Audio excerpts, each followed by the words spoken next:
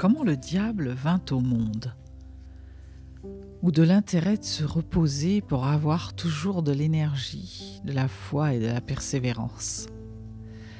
On raconte chez les Tziganes que Dieu vécut longtemps tout seul, dans on ne sait quel fond de ciel, et que s'il lui vint à l'idée de créer un monde vivant, ce fut pour tromper sa tristesse de n'avoir pas de compagnie. Un matin, d'avant les matins, il s'attela donc à l'ouvrage. Il s'y prit mal, évidemment. Fabriquer un ciel, des étoiles, une terre et ses habitants exige un art, un savoir-faire, hors de portée d'un débutant. En toute chose, il faut apprendre, tâtonner 100 fois, se tromper, tirer les leçons des échecs, remettre la main à la pâte. Dieu le fit quelques millénaires, puis, comme il ne parvenait pas à bâtir l'œuvre sans défaut, qui aurait fait briller son œil, il perdit un jour tout courage. « À quoi bon, se dit-il, je m'obstine pour rien. » De dépit, il jeta sa canne. Elle tomba, elle heurta le sol de son atelier infini, et du bruit qu'elle fit sur les dalles, naquit, fringant, Monsieur Diable, Monsieur Satan. Ce que dit l'histoire? Voici, nos creux de vagues, nos fatigues sont des accoucheurs de démons. Ne te décourage jamais.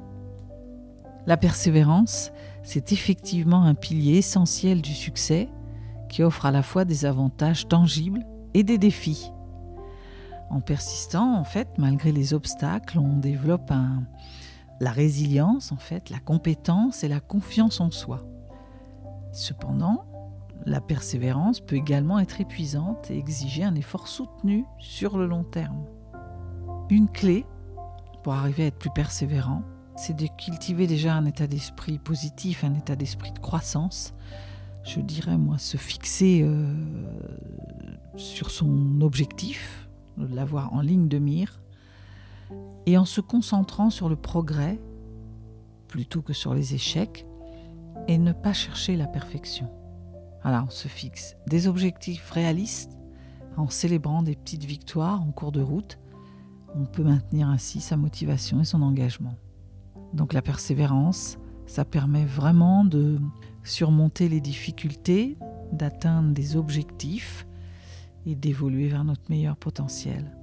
On fait de chaque défi des moments où on a l'impression qu'on ne va pas y arriver, quand tout d'un coup ça ne marche pas comme on souhaite. On fait de ce moment une opportunité de croissance, une occasion de grandir pour pouvoir atteindre cette réalisation personnelle. À très vite.